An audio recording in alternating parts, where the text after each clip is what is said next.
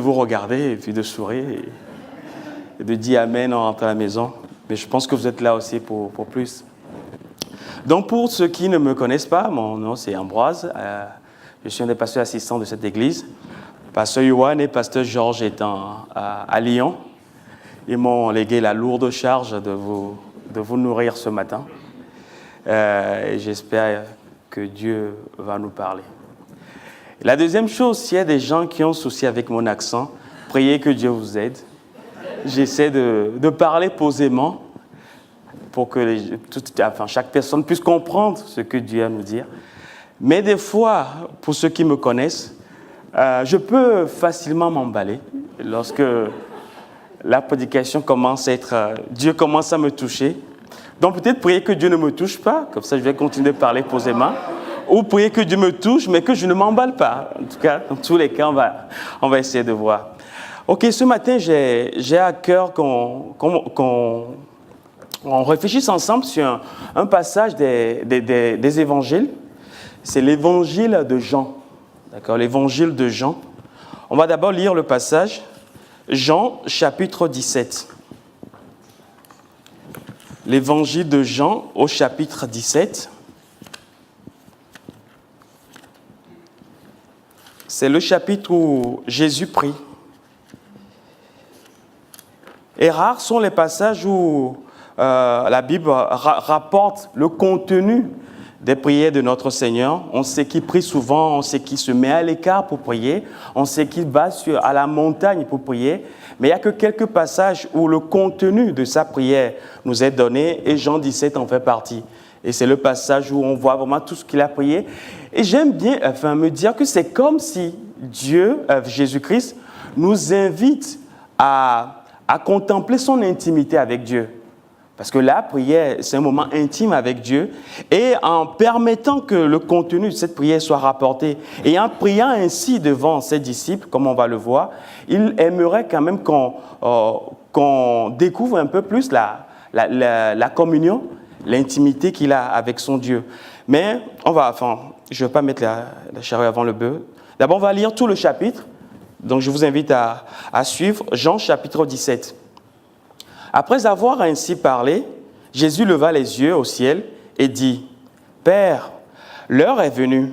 Glorifie ton Fils, afin que ton Fils te glorifie, selon que tu lui as donné pouvoir sur toute chair, afin qu'il accorde la vie éternelle à tout ce que tu lui as donné.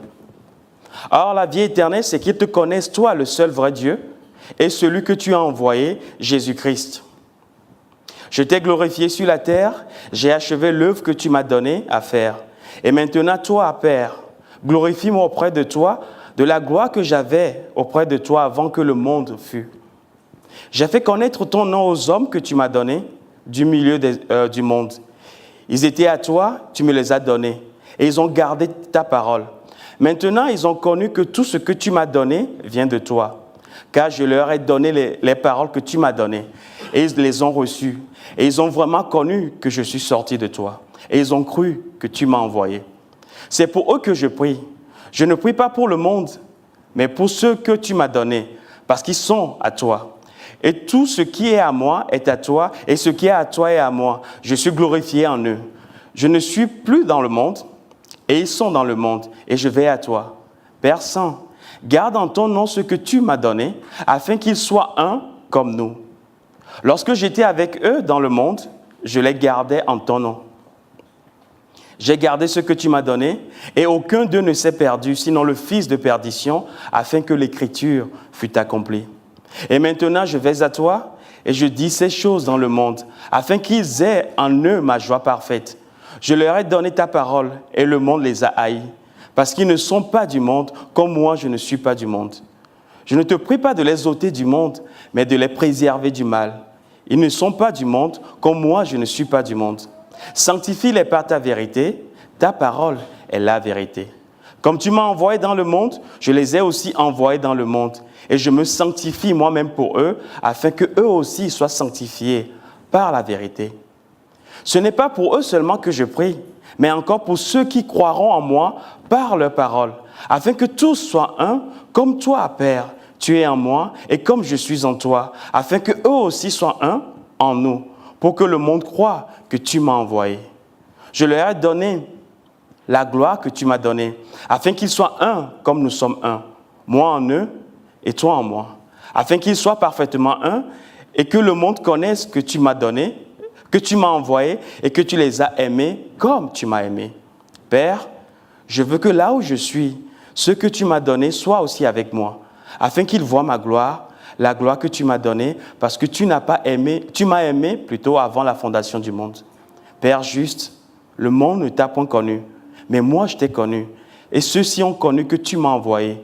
Je leur ai fait connaître ton nom, et je leur ferai connaître, afin que l'amour dont tu m'as aimé soit en eux, et que je sois en eux. Amen. Ce qui est toujours intéressant avec les écrits de Jean, ce sont des écrits simples, mais tellement simples que des fois on a de la peine à comprendre. Vous allez voir la répétition de « moi en eux, toi en moi », afin qu'ils soient un, comme nous sommes un. Mais avant de continuer, on va prier. Père éternel, nous te prions de bénir ta parole. Merci de nous enseigner et de parler à nos cœurs ce matin. En ton nom précieux, Amen. Donc Jésus, avant d'aller à la croix et de partir, a prié pour ses disciples. Et déjà, dans ce chapitre que nous avons lu ensemble, Jésus d'abord a prié pour lui-même, du verset 1 au verset 5.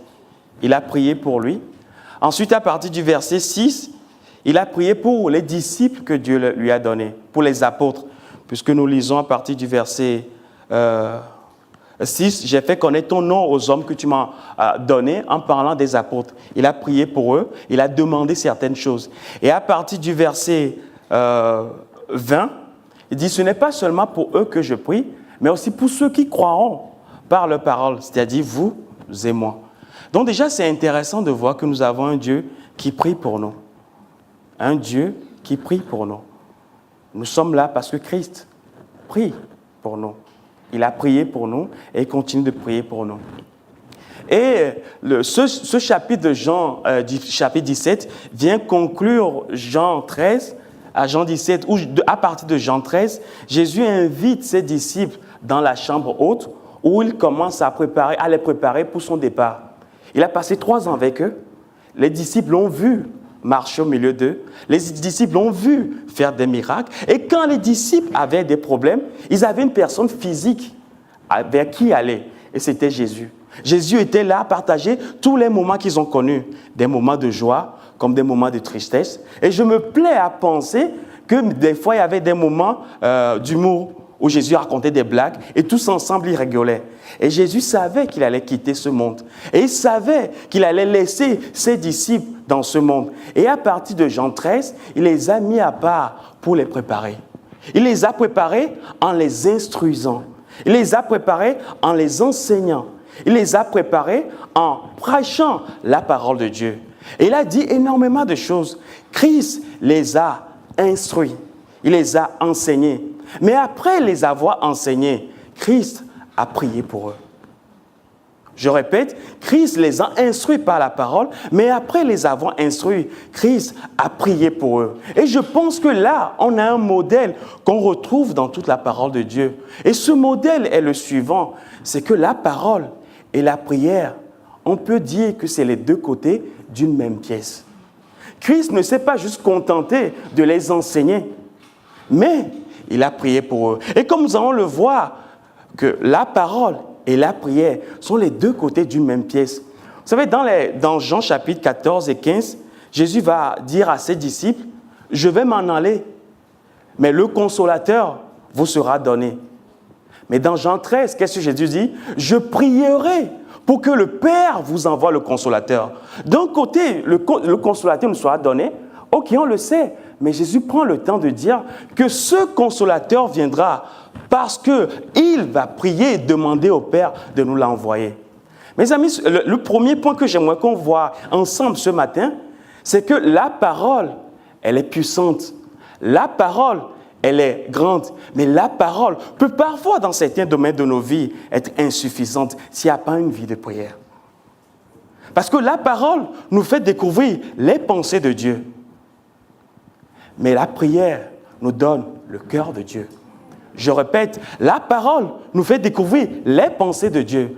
Dans la parole de Dieu, nous voyons ce que Dieu pense. Nous voyons ce que Dieu veut qu'on fasse. Nous voyons la volonté de Dieu. Nous voyons qui est Dieu. Mais c'est dans la prière que le cœur de Dieu nous est donné. Et c'est pour cela, vous savez, dans Luc chapitre 11, verset 13, Jésus dit quoi? Est-ce que Dieu refusera le Saint-Esprit à ceux qui le lui demandent? Or, dans 1 Corinthiens chapitre 8, la Bible dit, l'esprit, la lettre tue, mais l'esprit vivifie. Et cet esprit qui vient en nous est le résultat de la communion de Dieu avec le Père. Donc on voit, c'est un des exemples, mais on va voir d'autres, que la parole nous montre la pensée de Dieu, mais la prière nous donne le cœur de Dieu. Et c'est pour cela, très souvent, lorsque nos vies sont assez que sur la parole de Dieu, oui, on connaîtra plein de choses, mais est-ce qu'on va manifester le cœur de notre Dieu? On va voir aussi un autre exemple, que la parole nous montre ce que nous devons faire, mais la prière, on reçoit comment le faire. Je sais que je dois aimer, mais comment aimer? Parce que l'amour prend différentes formes. Est-ce que corriger un enfant, c'est l'aimer? C'est une question ouverte. Corriger un enfant, c'est l'aimer? C'est une spatule, pam, sur les fesses. Nous sommes dans un pays où il ne faut pas le faire, mais on le fait quand même, parce qu'il faut le faire. La correction, c'est une preuve de l'amour. L'édification, est-ce que c'est une preuve d'amour? Oui. Un bisou à ma femme, c'est une preuve d'amour? Oui. Pas de bisou à ma femme, c'est une preuve d'amour? Si je suis occupé, oui. Mais ce que je veux dire par là, c'est que on sait ce qu'on veut faire. Je prends l'exemple d'aimer. Mais comment aimer? Quelle forme doit prendre mon amour aujourd'hui pour mon enfant? Quelle forme doit prendre mon amour pour mon prochain? Quelle forme doit prendre mon amour pour celui-là qui est autour de moi? Jésus nous montre que la prière et la parole sont deux côtés d'une même pièce. Et s'il y a un qui manque, il n'y a pas de pièce. Alors quand on va au distributeur, rien ne sortira parce qu'on n'aura pas de monnaie. On va voir ensemble. Donc comme je disais, on voit tout ce modèle dans la parole de Dieu. Dans Actes chapitre 6, vous savez, dans Actes chapitre 6, c'est le passage où la première église rencontre les premiers problèmes que toutes les églises rencontrent. Il y a des murmures entre les femmes hellénistes et les femmes hébreux.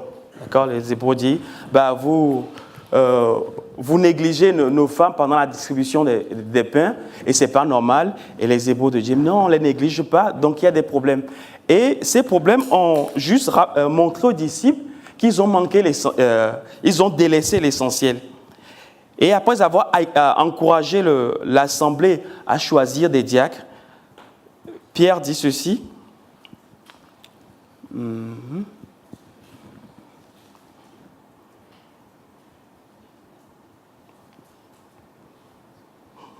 Actes chapitre 6. C'est pourquoi, frères, choisissez parmi vous 7 hommes, à partir du verset 3, de qui l'on rende un bon témoignage, qui soit plein d'Esprit Saint et de sagesse, et que nous chargerons, excusez-moi, de cet emploi. Et nous continuerons à nous appliquer à la prière et au ministère de la parole.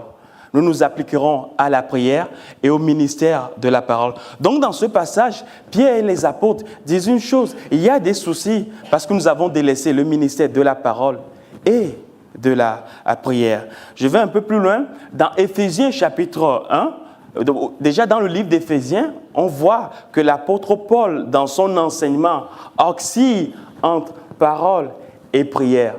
Au chapitre 1, au début du chapitre 1, il démontre tous les richesses que nous avons au ciel.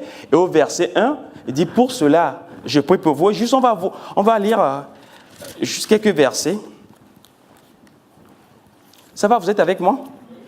Je ne m'emballe pas, je suis posé.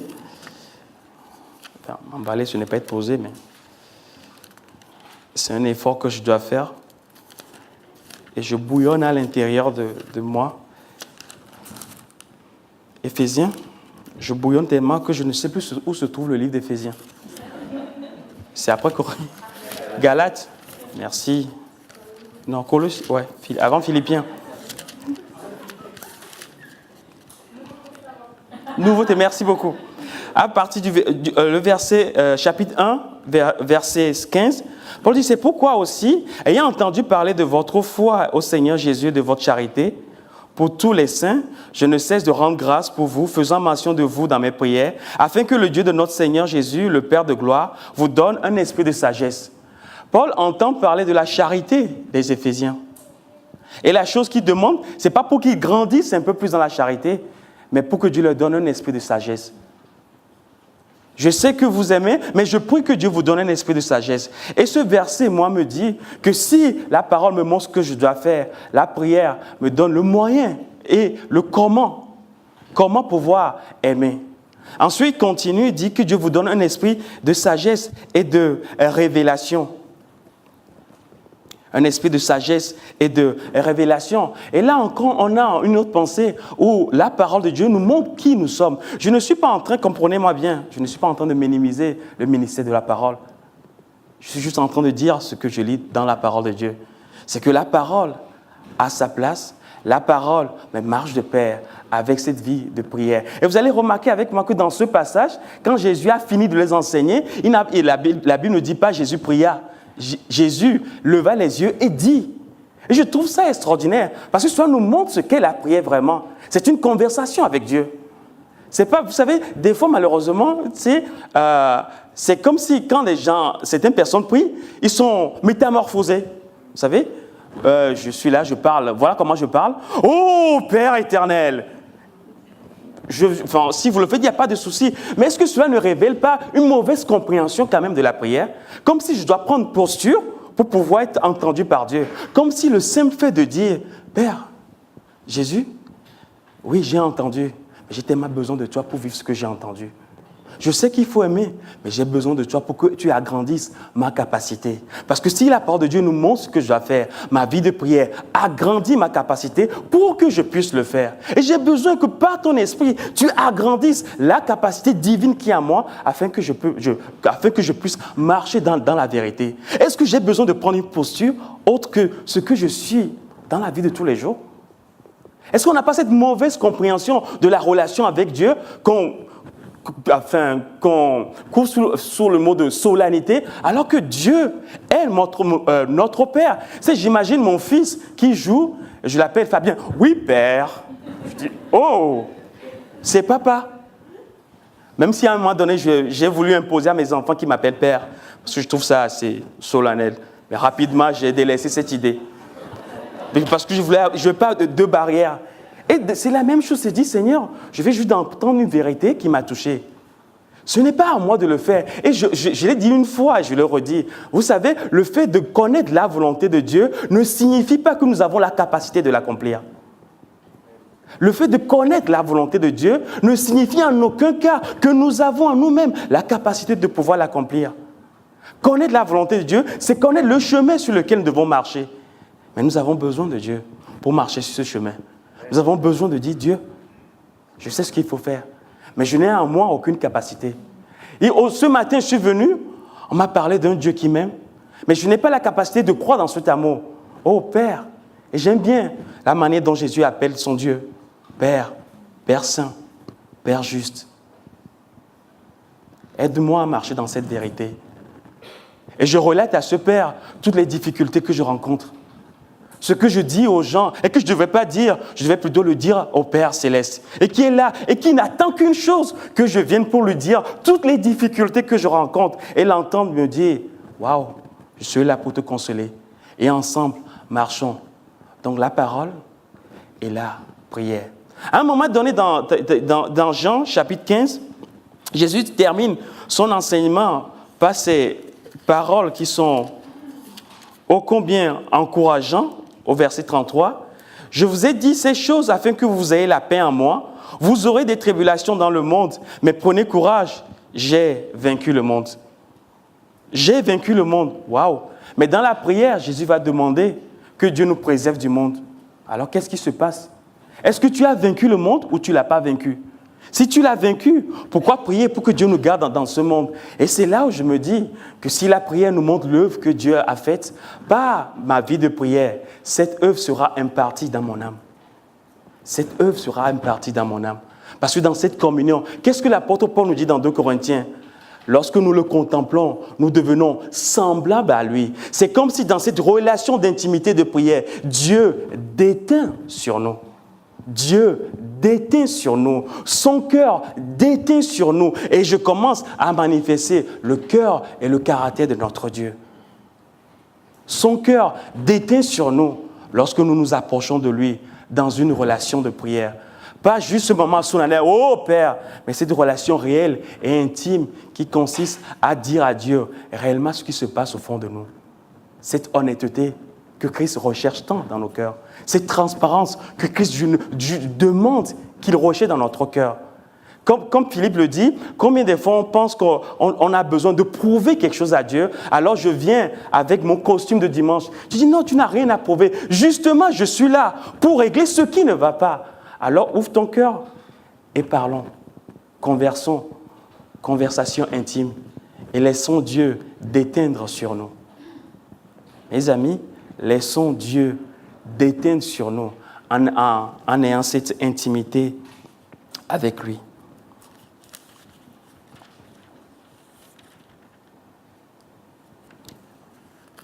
Et ce matin, dans les quelques minutes qui me restent, il y a beaucoup de ce matin dans c'est une forme pour ponctuer mes phrases. Je ne sais pas si vous avez remarqué, si vous avez côtoyé le milieu africain, la prédication dans les milieux africains. Je n'ai pas beaucoup côtoyé, parce que comme vous pouvez le voir, je suis un Européen. Non, parce que j'ai grandi dans notre mouvement d'église, mais il y a des Alléluia et des Amen de partout. Tu sais? Et le frère a eu un accident. Alléluia. Tu sais? Donc, des fois, je me plais à dire que c'est juste une façon pour ponctuer les phrases. Voilà. Donc, pour moi, c'est ce matin. Ça permet de séquencer mes phrases.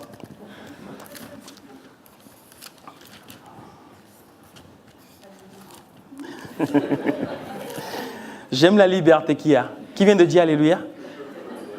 C'est bien. OK. Donc, dans cette prière, on a dit Jésus a prié d'abord pour lui. Ensuite, il a prié pour ses apôtres. Et il a prié ensuite pour nous, pour tous les croyants qui suivront. Mais ce matin, j'aimerais juste, dans les minutes qui restent, qu'on s'attarde que la prière que Jésus a faite pour lui-même. D'accord? Et on lit, dit, Père, d'abord, glorifie ton Fils, afin que ton Fils te glorifie, selon que tu lui as donné pouvoir sur toute chair. Écoutez, Jésus, dans ce verset, parle de pouvoir, parle d'autorité, alors que dans les minutes qui vont suivre, il va être livré entre les mains de ses ennemis. Jésus dit, tu m'as donné un pouvoir sur toute chair.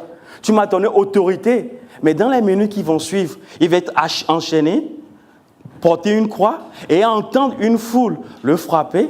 Et Jésus parle de pouvoir, d'autorité. Ensuite, il dit, Père, glorifie ton Fils. Mais dans les minutes qui vont suivre, il sera méprisé. Il sera mis à nu. Dis, Seigneur, il est où le lien? Où est la gloire dans ce mépris? Et où est l'autorité dans le fait d'être livré entre les mains de ses ennemis? Et je pense que par là, Christ, par ses paroles, nous enseigne aussi par sa vie. La première chose, il est important de voir la manière dont nous regardons les choses. La vision que nous avons des choses. Comment nous nommons les choses. Christ n'a pas juste nommé ses souffrances ou crucifixion. Pour lui, c'est la gloire. Je serai glorifié. C'est un moment où Dieu va me glorifier. Et ensuite, il sera glorifié. Alors qu'il sera livré entre les mains de ses ennemis, Christ ne parle pas d'asservissement. Il parle d'autorité. Autorité sur toute chair. Donc la vision que nous avons des situations va déterminer la manière dont nous allons affronter les gens et les situations qui nous rencontrent. Vous savez, la vision que nous avons des situations va déterminer la relation, pas forcément que nous aurons avec la situation, mais avec les gens qui nous entourent. Parce que les personnes qui empathissent, ce sont les gens qui m'entourent. Lorsque j'ai une vision terrible de ma vie, la première personne qui empathie, priez pour elle. C'est cette merveilleuse femme que Dieu m'a donnée, qui est là. Et quand je suis frustré, mes enfants, ils empathissent. Parce que je n'ai pas une réelle vision de la chose. Et là, Jésus parle de gloire. Il parle d'autorité. Et pourquoi? Et je veux qu'on garde cette pensée. Parce qu'il avait les yeux sur la rémunération. Parce que pour lui, la mort, le mépris, le crachat, ce n'est pas le dernier chapitre de l'histoire. Le dernier chapitre, c'est la résurrection et l'ascension au ciel. Et je veux ce matin, mes frères, vous dire que peu importe ce que vous vivez, ce ne sera jamais le dernier chapitre de l'histoire. Le dernier chapitre de l'histoire sera toujours Dieu. Et c'est pour cela que Jésus dit, « Oh, c'est une gloire. Je vais être enchaîné, livré par celui avec qui j'ai passé 3 ans, en qui j'ai investi et qui viendra me livrer par un baiser. Et je serai enchaîné, traîné de tribunal en tribunal, méprisé. Et cette même foule qui criait « Hosanna au Fils de Dieu », cette même foule qui était témoin de mes œuvres, cette même foule criera « Crucifiez-le, crucifiez-le ». La nature changeante de l'être humain. Aujourd'hui, tu es le meilleur. Demain, on ne te connaît pas. C'est comme ça que nous sommes. Et c'est ce que nous allons vivre dans ce monde. Mais lorsque nous avons les yeux sur la rémunération, mes amis, nous endurons patiemment les difficultés du quotidien. Christ va endurer patiemment tout ce qu'il va vivre parce qu'il a les yeux sur la rémunération. Christ va endurer patiemment ce qu'il va vivre parce qu'il a les yeux sur la rémunération. Au moment où il a le plus besoin de ses disciples, il n'y avait personne. Est-ce que vous pouvez juste veiller 1 heure avec moi? A-t-il demandé, ce qu'il a demandé à Pierre, Jacques et Jean. Mais quand il était revenu, déjà de l'eau, il entendait. Il dormait. Je dis, mais est-ce que vous n'avez pas pu veiller avec moi? Il les encourage encore, il revient, il dormait. Ses disciples étaient tout simplement décevants. Et nous allons décevoir les gens qui nous entourent. Les gens qui nous entourent vont nous décevoir. Mais vous savez, la patience, c'est de donner à l'autre le droit de me décevoir parce qu'il est un être humain. La patience, c'est de donner à l'autre le droit de me décevoir parce qu'il est juste un être humain. Et Jésus dit, oui, je vous donne ce droit de me décevoir parce que vous êtes juste un être humain, mais par cette œuvre, je vais vous donner une nouvelle nature. Et de la même manière pour nous, les yeux sur la rémunération nous permettent de supporter patiemment les difficultés, les injustices qu'on peut subir. Et on donne le droit à l'autre d'être juste un être humain. Donnons le droit à l'autre d'être juste un être humain. Père, donnez le droit à vos enfants d'être juste des enfants. Marie, donnez le droit à vos femmes d'être juste des êtres humains. Femmes, s'il vous plaît, donnez le droit à vos maris d'être juste des êtres humains. Ce n'est pas excuser le péché. Ce n'est pas excuser le péché. C'est demander à Dieu ses capacités parce que, oui, par mon endurance, par ma patience, oh, je veux croire que Dieu va l'utiliser pour un jour parler à son cœur. Et Jésus va donner le droit à ces hommes qu'il a servis de le mépriser. Ceux-là à qui il a donné sa vie et qui vont se moquer de lui plus tard. Je vous donne le droit de vous moquer de moi. Je vais supporter patiemment l'épreuve ou la coupe que le Père m'a donnée. Et je vais vous donner ce droit-là parce que j'ai les yeux sur la rémunération. Ce que je dis peut pas être simple. Et je sais que des gens ici peuvent vivre des situations difficiles. Et ce n'est pas aussi simple que ça. Oui, ça peut être complexe. Mais voilà ce que la parole de Dieu nous dit. Dans Hébreux chapitre 11, nous lisons ceci concernant Joseph. Hébreux chapitre 11.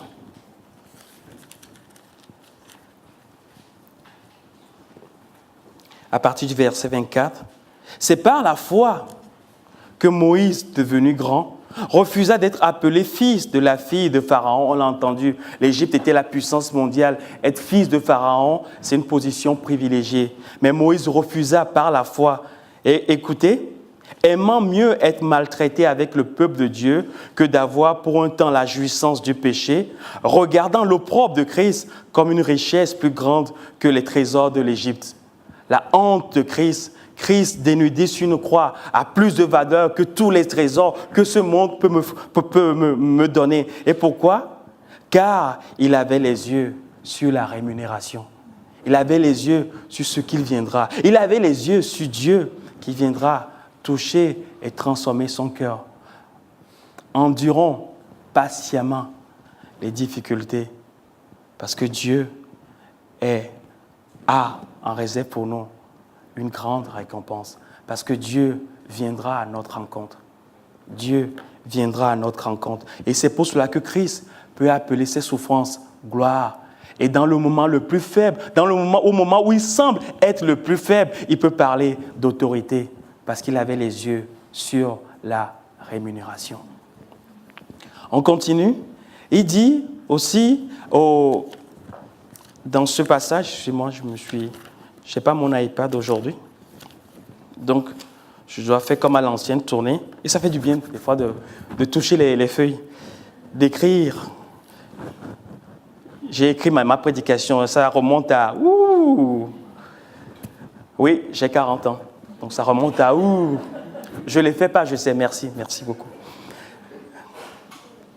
Suivez, il dit ceci, glorifie-moi, afin qu'il accorde la vie éternelle à tout ce que tu lui as donné. Et ça, c'est extraordinaire, à ce que tu lui as donné. Le Père aime le Fils. Dieu aime Jésus. Est-ce vrai? Oui, Jean 13, 35, le Père aime le Fils. Et dans son amour pour le Fils, le Père a choisi de lui faire un cadeau.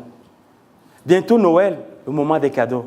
Et quand on doit faire un cadeau à une personne qu'on aime, c'est quand on doit faire à l'oncle Jean qui est grincheux, on prend n'importe quoi pourvu qu'il soit plus grincheux. Mais quand on doit faire un cadeau à une personne qu'on aime, on cherche le meilleur. On donne tout. Et le Père aime le Fils. Il lui a fait un cadeau. Et ce cadeau, c'est vous et c'est moi. Ce que tu m'as donné. Waouh! Ce que tu m'as donné. Nous avons été donnés au Fils. Qui es-tu? Je suis un don de Dieu au Fils. Dieu m'a donné au Fils. Et ce verset montre toute la valeur que nous avons aux yeux de Dieu et aux yeux du Fils, puisqu'il a pris le soin de choisir parmi tout ce qui existe. Il nous a choisis pour nous donner à son Fils. Pour nous donner à son Fils la valeur que nous avons aux yeux de Dieu. Et la deuxième chose, Dieu nous a donné au Fils, parce que lorsqu'on regarde notre vie, est-ce que je suis un cadeau digne? D'abord, je vous pose la question, est-ce que vous croyez que vous êtes un cadeau digne? Au quotidien, non. Même si ma femme peut en témoigner, je suis parfait à la maison. C'est seulement en dehors de la maison que je ne suis pas parfait. Mais dans la maison, je suis parfait. Non, putain. On n'est pas des cadeaux. On a nos hauts et nos bas. Dieu nous a donné au Fils. Vous savez pourquoi? Parce qu'il sait que le Fils a la capacité de transformer cette pierre brute en diamant. Il sait qu'il a la capacité de nous transformer en des choses admirables. Et un jour, on va épouser le Fils. Un jour, on sera au ciel, revêtu de gloire. Et ce jour, il y aura peu de souffrance, de douleur. Et ce jour, nous serons saints et parfaits dans notre expérience. Parce qu'un jour, Dieu a choisi de nous donner au Fils. Donc ce matin, c'est pour ce point, qui es-tu? Je suis un don de Dieu au Fils. Et c'est extraordinaire. Vous savez, je parlais avec Sébastien l'autre jour et il me rapportait une prédication qu'il a reçue, qu'il a écoutée d'un prédicateur qui disait à des gens, Dieu m'aime. Et vous savez quoi? Dieu a ma photo dans son portefeuille. Et je trouve ça beau. Parce que si je vous demande de sortir votre portefeuille, on verra les photos des gens que vous aimez. Sur nos téléphones, il y a les photos des gens. Eh bien Dieu, il a ma photo dans son portefeuille. Il a votre photo. C'est simple comme image, mais je trouve ça beau. Toute la valeur que Dieu nous porte. Et on ne va pas le voir aujourd'hui, mais Christ dira plus loin, Père, j'aimerais que ce que tu m'as donné voient la gloire qui est à moi. En gros, son désir de partager avec nous ce qu'il a. Vous savez, comme des gamins, à Noël, ils ont un cadeau. Une des premières choses qu'ils font, c'est de sortir et de chercher leurs copains. Viens voir, papa m'a donné un cadeau. J'ai envie de partager avec toi le cadeau que j'ai reçu du Père. Du Christ a envie de partager avec toi la gloire que Dieu lui a donnée. Je répète, Christ a envie de partager avec chacun de nous la gloire que Dieu lui a donnée. J'aimerais que ce que tu m'as donné voient la gloire qui est la mienne. Waouh, quelle relation extraordinaire. Et il dira plus loin, vous savez, on ne va pas encore le dire aujourd'hui aussi, à un autre moment, mais il dira, c'est qu'il soit comme nous. Et je trouve ça aussi extraordinaire, comme si Christ veut reproduire avec nous la même relation qu'il avait le Père, la même intensité, le même engagement. Christ veut reproduire cette même relation avec nous. Comme une symétrie. On voit là Dieu Père, ici, c'est la même chose que Dieu aimerait refaire. L'engagement de Dieu envers son Fils, le même engagement avec nous. Ce que tu m'as donné, notre valeur et la capacité de Dieu de faire de nous des pierres précieuses. Et je vais un autre point au verset 4, il dit ceci, « Je t'ai glorifié sur la terre et j'ai achevé l'œuvre que tu m'as donnée de faire. » Et là aussi, j'espère que nous allons être encouragés ce matin. J'ai achevé l'œuvre que tu m'as donnée de faire. Vous savez, qui va au bout de tout ce qu'il commence, tout ce qu'il entreprend, qui ici arrive à le finir? Apparemment, il n'y a que moi. Non? On n'arrive pas à prendre des contrats, on n'arrive pas à la maison, on s'engage à faire des choses qu'on n'arrive jamais à faire. Et tous ici, on peut s'identifier à cette idée. Mais Jésus est autre. Parce que la Bible dit qu'il va « J'ai achevé ce que tu m'as confié. J'ai achevé ce que tu m'as confié. » L'œuvre que Dieu a confiée au Père, Christ l'a achevée. Il est allé jusqu'au bout de cette œuvre. Mes amis, n'est-ce pas une assurance pour nos vies de savoir que Dieu nous a confié à Jésus et qu'il ne va jamais, au grand jamais, nous délaisser, ni nous abandonner. Hébreux chapitre 13, je ne m'abandonnerai jamais, jamais, jamais. Parce que dans ma nature, je vais au bout de tout ce que j'entreprends. Alors confions nos dépôts à Dieu, confions notre vie à Dieu, parce qu'il va toujours au bout de tout ce qu'il entreprend. Encore en discutant avec Sébastien, on rapportait un peu des choses qu'il étudie. Antoine me disait, un livre qu'il a lu, si ma mémoire est bonne, encore une pensée simple, mais que je trouve extraordinaire. Jésus n'accepte pas de contrat qu'il ne peut pas honorer. C'est simple, mais c'est tellement vrai. S'il le prend, c'est qu'il va aller jusqu'au bout. Et s'il a choisi de s'intéresser à nous, de s'intéresser à toi, de s'intéresser à ta vie, est-ce que ça ne signifie pas qu'il va aller jusqu'au bout? Et du coup, est-ce que je ne peux pas juste vivre dans le repos parce que j'ai un Dieu qui achève ce qu'il a commencé? J'ai un Dieu qui achève ce qu'il a commencé. Waouh!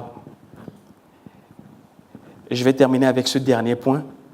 Il dit, Père, glorifie-moi auprès de toi, même de la gloire que j'avais auprès de toi avant que le monde fût. Glorifie-moi auprès de toi, même de la gloire que j'avais auprès de toi avant que le monde fût. Glorifie-moi auprès de toi, même de la gloire que j'avais auprès de toi avant que le monde fût. Il dit, waouh! Qu'est-ce qu'il est en train de dire? La Bible nous dit dans Éphésiens que Jésus s'est dépouillé de ses prérogatives divines. En venant sur la terre, il a mis de côté cet aspect des droits que lui donne sa divinité. D'accord? Et en mourant, il dit, Père, redonne-moi cette gloire. Et l'idée ici que je me relevais, ça nous enseigne quand même quelque chose sur notre Dieu. Dieu est un Dieu qui restitue. Dieu est un Dieu qui restitue. Ah, tu l'as laissé, ben, tant pis pour toi. Tu viendras, tu seras moins que Dieu, mais parce que tu as choisi d'aller sur la terre. Non, Dieu est un Dieu qui restitue. Et qu'est-ce que je veux dire par là? Mes amis, peut-être ici, nous avons tous perdu quelque chose dans nos âmes. Notre passion pour Dieu, notre amour pour la parole de Dieu, le zèle, jadis, qu'on avait pour Dieu. Nous avons un Dieu qui redonne ce qui est perdu. Et nous pouvons aller auprès de ce Dieu et lui demander de nous redonner ce que nous avons perdu. Et Dieu se plaît à nous donner ce que nous avons perdu. Parce que c'est sa gloire, c'est ce qu'il veut. C'est ça la vie de Dieu. Donc Jésus, par cette prière, nous montre aussi la relation qu'on peut avoir avec notre Dieu. Père Saint. Nous pouvons juste converser avec lui. Et ce Père veut juste manifester sa gloire. Je ne vais pas repasser tous les points. Mais si vous avez l'occasion, juste lisez ce chapitre. C'est tellement extraordinaire. Tellement extraordinaire. Donc, qu'est-ce on peut garder? Tout simplement, quel Dieu? Quel Dieu? Quel Dieu nous avons? Quel amour, quel engagement et quel désir de Dieu de vivre avec vous et avec moi la même relation qu'il avait avec Jésus. Ça me paraît abstrait, mais c'est tellement vrai. Quel Dieu qui désire vivre avec moi, un autre pécheur, la même relation qu'il avait avec Jésus. Donc, que Dieu nous bénisse ce matin. Et j'espère en tout cas que ce partage vous a parlé. C'est ma prière. Je n'ai pas prêché. Je vais m'asseoir et je vais prier dans mon cœur pour que cette parole puisse produire son fruit dans nos vies. Que Dieu nous bénisse. Père éternel, nous te bénissons, nous t'adorons parce que tu es bon pour nous. Merci pour ce que nous venons d'entendre. Merci pour ta parole. Merci pour toute cette vérité, Jésus. Je te prie de nous aider à marcher, Seigneur, dans tes voies. Bénis chacun de nous, Seigneur. On te remercie pour les visiteurs qui sont visités ce matin, les personnes qui nous ont visités ce matin. Et merci de toucher nos cœurs avec ces paroles que nous avons entendues. En ton nom précieux, nous avons prié. Amen.